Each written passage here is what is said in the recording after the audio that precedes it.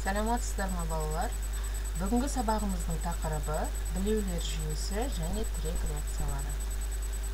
Сабағымыздың мақсаты білеу туралы түсінік беру, білеуге түсірілген күштердің түрлері туралы түсінік беру, тірек реакцияларының түрлері. Білеулер жүйесі. Білеу дегеніміз екі ұшы бекітілген, түсірілген күштердің әсерінен иілетін брустар атаймыз.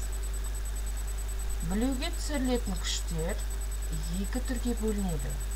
Біріншісі қадалған күштер, бір нүктеге немесе кішкене ауданға түсірілетін күштер.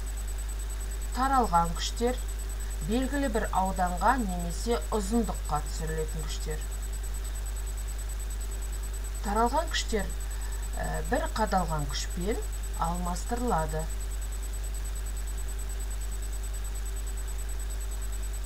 Міне экранға назар аударыңыздар.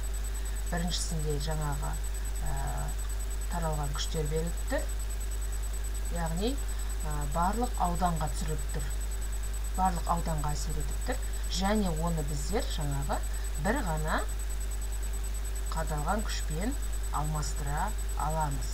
Яғни қадалған күшті біздер Q әрпімен белгілейміз.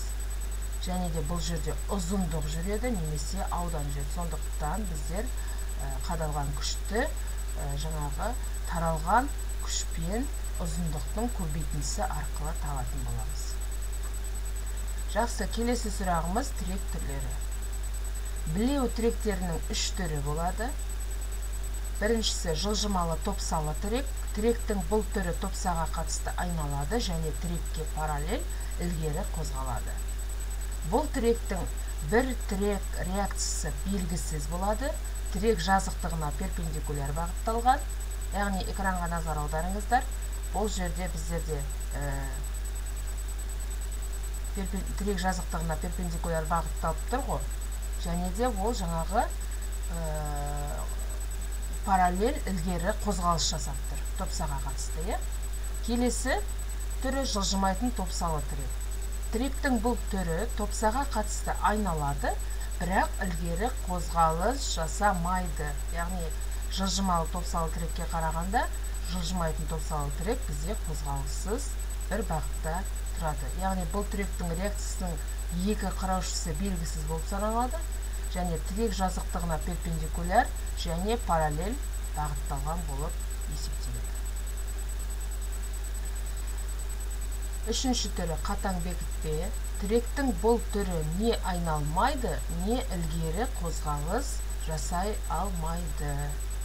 Бұл тіректің реакциясының үш құраушысы да белгісіз болып. Яғни тірек жазықтығы, перпендикуляр, параллель бағытталған және реактивті момент.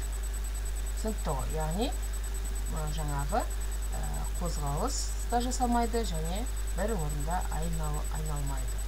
Жылжымайтын топсалы тірек топсаға қатысты айнала алады, бірақ қозғалыс жасай алмады дедік. Ал жылжымалы топсалы тірек бұл барлық жаңағы күшке байланысты топсаға қатысты айналады және тірекке параллель ілгері қозғалады деп есептеледі.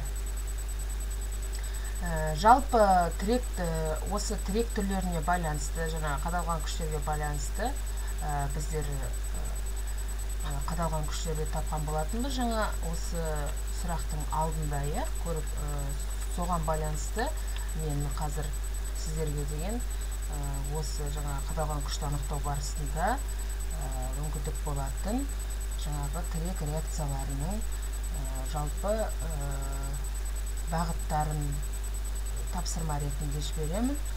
Сол тапсырмаға байланысты біздер есептер шығаратын боламыз. Әзірше сау болыңыздар. Келесі сабақта кездескенше.